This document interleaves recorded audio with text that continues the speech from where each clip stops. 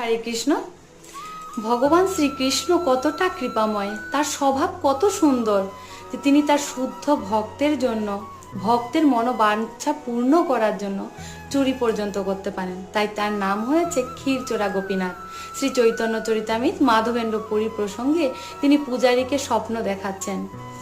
ওঠো পূজারি, করো দ্বার বিমোচন, ক্ষীর এক রাখিয়াছি সন্ন্যাসী কারণ।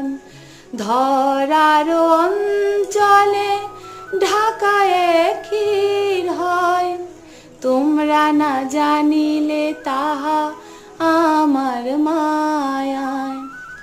মাধবপুরী সন্ন্যাসী হাটেতে বসিয়া, তাহাকে তো এই ক্ষীর শীঘ্র দাও লইয়া।